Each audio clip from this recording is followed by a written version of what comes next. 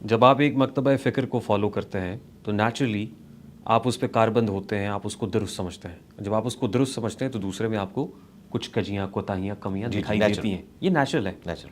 تو جب آپ ایک پہ قائم ہوتے ہیں تو دوسرے کو آبویسلی آپ سمجھیں گے کہ اس میں کمی ہے، کوتاہی ہے، تو میں اس اپنے مکتبہ فکر کو فالو کر رہا ہوں. جی ایسے یا ہی ہے. اپنے اس کانسیپٹ پہ ہوں ایسے تو ہی ہے. اس میں کیا پرابلم ہے؟ اگر کچھ مکاتب فکر آپ یہ سمجھتے ہیں کہ ہمارا جو فرقہ ہے وہ ٹھیک ہے اور دوسرا غلط کر رہا ہے تو یہ نیچرل ہے. تو آپ جی تنقید نیچرل کیوں ہے. کرتے ہیں سر؟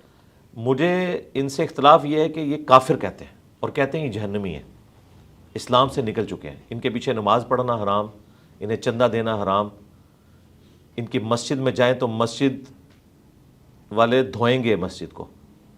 رفع الیدین کرنے والا اگر کسی بریلوی کی مسجد میں چلا جائے، آج بھی انڈیا میں ایسی مساجد ہے، پاکستان میں تو گاؤں ایریا میں بہت زیادہ تھی، اب تھوڑی سی ٹالرنس آئی ہے، اور کتابوں میں تو ان لوگوں نے لکھا ہوا ہے کہ ایک دوسرے کی مساجد کو انہوں نے کہا ہے کہ عبادت گاہیں ہیں، یہ مساجد نہیں ہیں.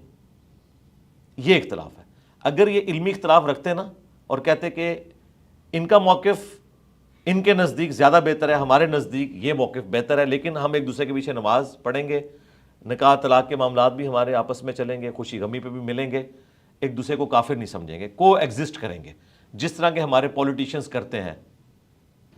شادی بیاہ کے موقع پہ آپ کو P T I, known league, Jamaat Islami, سارے سیاستدان ایک جگہ ہنستے مسکراتے ہوئے نظر آئیں گے، تقریریں ایک دوسرے کے خلاف کریں گے، لیکن جب ان کی خوشی غمی ہوتی ہے تو سارے ایک جگہ پہ جمع ہو جاتے ہیں. لیکن فرقوں والے ایسا نہیں کرتے.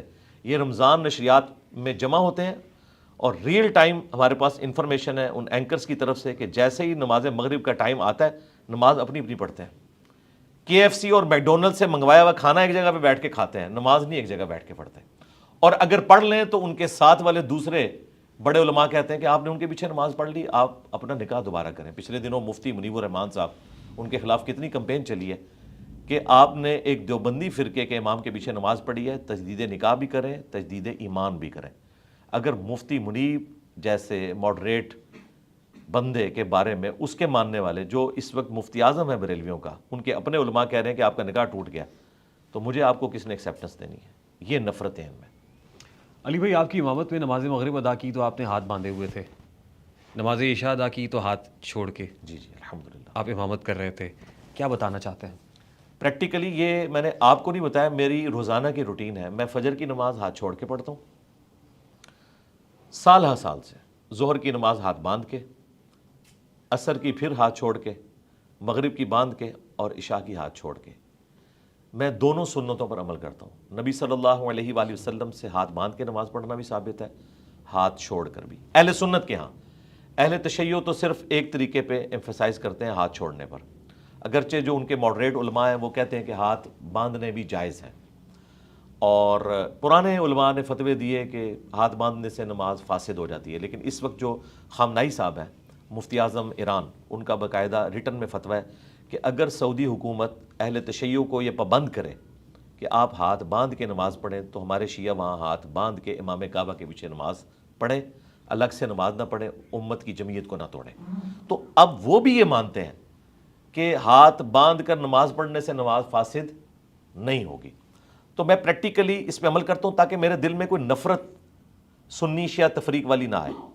میں رفع الیدین کرتا ہوں الحمدللہ، رکوع میں جاتے وقت، رکوع سے اٹھتے وقت. اہل تشیع بھی کرتے ہیں، وہاں پہ بھی ہم دو طریقے مانتے ہیں، کانوں تک ہاتھ اٹھانا اور کندھوں تک ہاتھ اٹھانا. کندھوں تک کا ذکر بخاری میں ہے، کانوں کا صحیح مسلم میں. ہم دونوں طریقوں کو درست سمجھتے ہیں. ہاں، رفع الیدین کے بغیر نماز پڑھنے کو میں خلاف سنت سمجھتا ہوں. نبی الاسلام سے ایک رکعت بھی رفع الیدین کے بغیر ثابت نہیں ہے. شیعہ اور سنی دونوں کی بکس اس پہ یونانیمسلی ایگریڈ ہیں کہ رفع الیدین کرنا نبی الاسلام کی ایک متواتر اور دائمی سنت ہے، رکوع میں جاتے وقت اور رکوع سے اٹھتے وقت. محمد علی مرزا صاحب، میری کوئی بات ناگوار گزرے تو پیشگی معذرت، کیونکہ میں آپ کے سامنے ایز اے جرنلسٹ بیٹھا ہوں اور میرا مقصد یہ ہے کہ میں کوئی کراس ایگزامینیشن کر لوں. بہت سارے سوالات جی میں اس کو انجوائے کروں گا، بشرطے کہ آپ میری بات مکمل سن لیں. پھر مجھے کوئی اعتراض نہیں ہوتا، جو مرضی بات کریں، میں لیکن امید مجھے کرتا ہوں موقع کہ دیں. ابھی تک آپ ہاں نہیں، میں ابھی سیٹسفائیڈ تک ہوں گے. سیٹسفائی ہوں. علی بھائی، خود کو علامہ کہلوانے کے لیے یا عالم اپنے نام کے ساتھ لکھنے کے لیے آپ کو غالباً درس نظامی کا کورس کرنا پڑتا ہے 4 سال کا. اس کے بعد مفتی ہونے کے لیے فردر ایک اسپیشلائزیشن ہے کہ آپ فتویٰ جاری کر سکیں تو سند آ جاتی ہے، وہ دارالفتہ اور دیگر. آپ کے پاس جو علم ہے اس کی اساس کیا ہے؟ پہلی بات ہے کہ ہم کوئی فتویٰ نویسی کا کام کرتے ہی نہیں یہاں پہ، اور جو فتوے دے رہے ہیں ان میں سے بھی کوئی مفتی نہیں ہے، سب کے سب نقال ہیں۔ آپ بڑے سے بڑے مفتیوں سے قرآن و سنت کا فتویٰ لیں تو وہ اس میں لکھیں گے فلاں فقہ کی کتاب میں فلاں بزرگ یہ لے کے، بخاری مسلم قرآن کے حوالے نہیں دیتے۔ ہم یہاں پر کوئی فتویٰ نہیں دیتے، ہم دین کو پہنچاتے ہیں جس طرح کہ تبلیغی جماعت اپنی آڈینس میں بات کو پہنچا رہی ہے۔ تبلیغی جماعت اس وقت دنیا کی سب سے بڑی جماعت ہے کسی بھی ریجن کے پوائنٹ آف ویو سے، مور دین 170 کنٹریز میں ان کے مراکز قائم ہیں، اور 1 لاکھ سے زیادہ بندہ ہر وقت ان کا جماعت میں نکلا ہوتا ہے، علماء کی سرپرستی میں چل رہی ہے، لیکن دعوت دینے والے عوام الناس ہیں۔ آپ تبلیغی جماعت کے ساتھ اٹیچ ہوں تو آپ کو وہ بتائیں گے، میں ان کے ساتھ بھی رہوں، میں ان کو اس لیے کوٹ کر رہا ہوں کہ ہمیں کوئی سنگل آؤٹ نہ کرے، ہم سے پہلے یہ کام ہو رہا ہے، تو وہ آپ کو بتائیں گے کہ نبیوں والا کام اس امت کو ٹرانسفر ہوا ہے۔ کنتم خیر امۃ اخرجت للناس تأمرون بالمعروف وتنہون عن المنکر وتؤمنون باللہ، تم بہترین امت ہو جو لوگوں کے نفع کے لیے نکالے گئے، لوگوں کو نیکی کی طرف بلاتے ہو، برائی سے روکتے ہو، اور اللہ پر ایمان رکھتے ہو۔ ایمان تیسرے نمبر پہ ذکر ہوا، پہلے ذکر ہوا کہ تم بہترین امت ہو جو نیکی کی طرف بلاتے ہو اور برائی سے روکتے ہو۔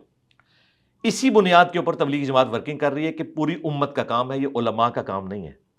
ڈاکٹرز اور انجینئرز اور پروفیسرز اور مفتیوں کی مثال یہاں پر اس لیے فٹ نہیں ہوتی کہ یہ پوری امت نے کام کرنا ہے، اور کتنا کام کرنا ہے۔ صحیح بخاری میں حدیث ہے بلغوا عنی ولو آیہ، پہنچا دو میری طرف سے خواہ ایک آیت ہی آتی ہو۔